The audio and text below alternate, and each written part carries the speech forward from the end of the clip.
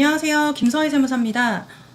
요즘에 이제 부모님이 자녀에게 재산을 물려주게 되는 경우에 가장 사실 걱정이 크게 되시는 부분은 세금인 증여세가 될 겁니다. 국세청에서도 사실 이런 증여세 측면에 있어서 세무조사가 과거에 비해서 많이 늘어난 부분도 있는데 그 이유는 왜 그런지 좀 살펴보자면 아무래도 과거에 비해서 부모님이 자녀에게 예를 들어 이제 자녀가 부동산을 매입한다고 했을 때 그 부동산 매입 대금을 증여를 하시는 경우도 많이 늘어나고 있고 아니면 그 매입 대금을 부모님이 빌려주신다든지 하는 경우도 많이 증가를 하고 있습니다. 이런 부분 때문에 아무래도 국세청에서 증여세 조사가 더 늘어나고 있는 게 아닌가 이렇게 보시면 될 것 같습니다.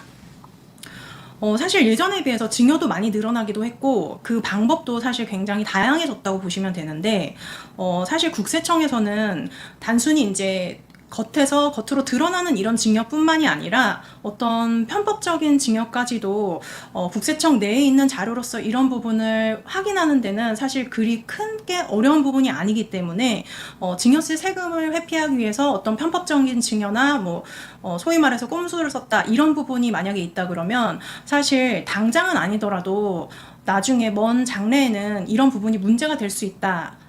또한 이런 부분으로 세무조사를 받게 되는 확률이 있을 수 있다. 이렇게 생각을 하셔야 될 것 같습니다. 그러면 사실 국세청에서는 어떤 경우에 자금 출처 조사, 증여세 세무조사를 하는지에 대해서 하나씩 좀 설명을 드려보겠습니다. 첫 번째는 소득이 높지 않은 자녀가 고액의 부동산을 취득했을 경우입니다.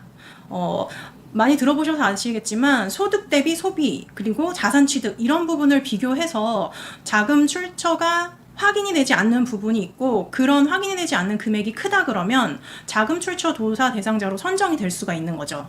특히나 그동안 발생했던 소득이 적은 자녀가 고액의 부동산을 취득했다고 한다 그러면 가능성이 높다고 보셔야 될 것 같습니다. 두 번째로는 부모와 자녀, 가족 간의 어떤 자금이 이동하는 데 있어서 비교적 큰 자금이 이동한 경우에 해당합니다.